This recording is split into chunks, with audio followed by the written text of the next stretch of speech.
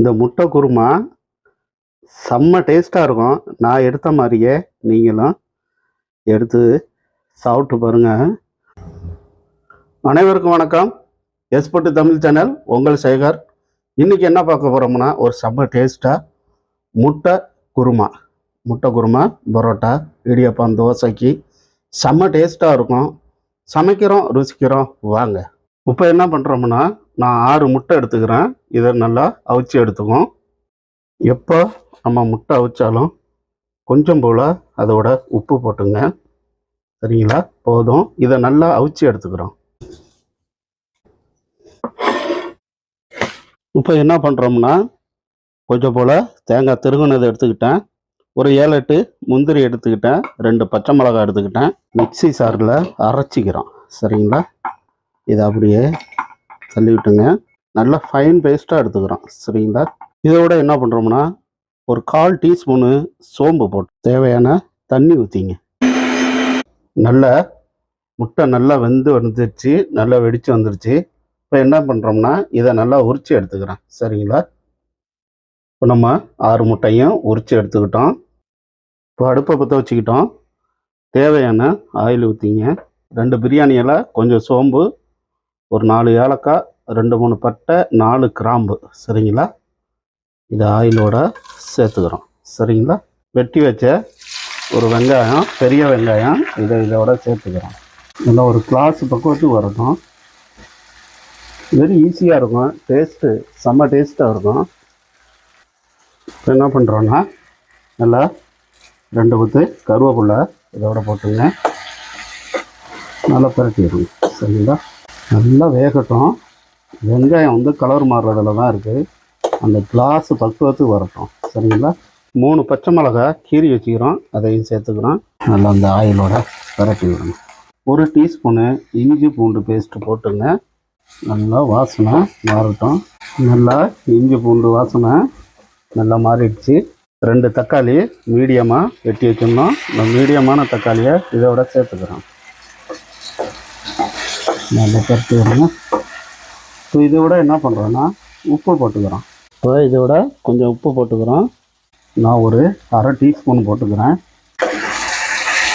நல்லா பரட்டி விடுங்க. மஞ்சத்தூள் ஒரு 1/4 டீஸ்பூன் போட்டுங்க. மஞ்சத்தூள் போட்டதும் நல்லா பரட்டி விடுங்க. இப்போ என்ன பண்ணுறோம், 2 ஸ்பூனு மல்லித்தூள் போட்டுங்க. இந்த மல்லித்தூளையும் நல்லா. இப்போ கரம் மசாலா 1/2 டீஸ்பூனு. சரிங்களா? 1/2 டீஸ்பூன் போதும். மிளகாத்தூள் ஒரு 1/2 டீஸ்பூன் போட்டுங்க. நல்லா பரட்டி விடுங்க. இப்போ தேவையான கொஞ்சம் போல் தண்ணி ஊற்றிக்கிறோம்.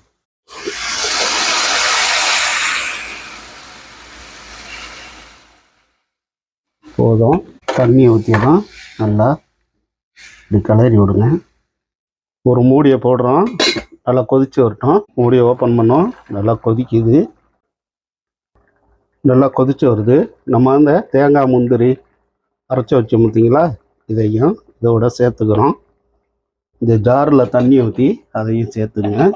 இந்த ஜாரையும் இதோட ஊற்றி நல்லா கொதிக்கட்டும். சரிங்களா? நல்லா கிளறி விடுங்க. இந்த முட்டைக்கறியை, இந்த முட்டை குருமாவை வச்சு சாப்பிட்டு பாருங்கள். அவ்வளோ டேஸ்ட்டாக இருக்கும். பரோட்டா, தோசை, இடியப்பத்துக்கு அவ்வளோ டேஸ்ட்டாக இருக்கும். சரிங்களா? நல்லா முட்டை குழம்பு கொதிக்குது. இப்போ நம்ம இந்த முட்டையை இதோட சேர்த்துக்கிறோம். இதோட குறுக்கு வாகில் கோடு போட்டுக்கலாம். சரிங்களா?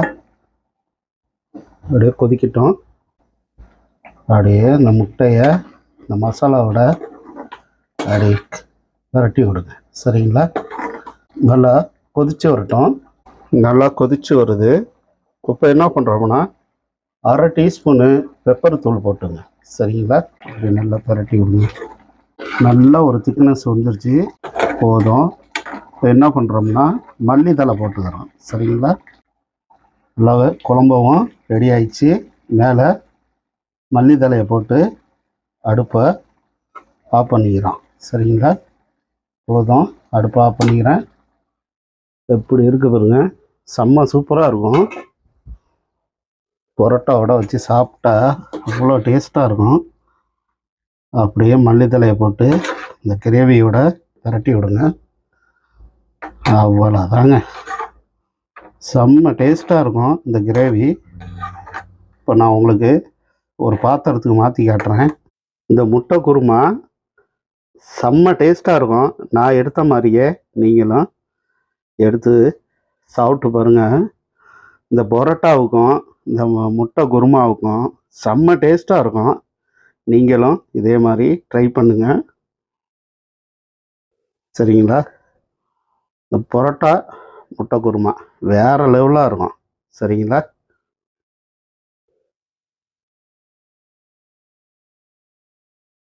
நீங்களும் நான் செஞ்ச மாதிரியே இந்த முட்டை குருமாவை செஞ்சு பாருங்கள், செம்ம டேஸ்ட்டாக இருக்கும்.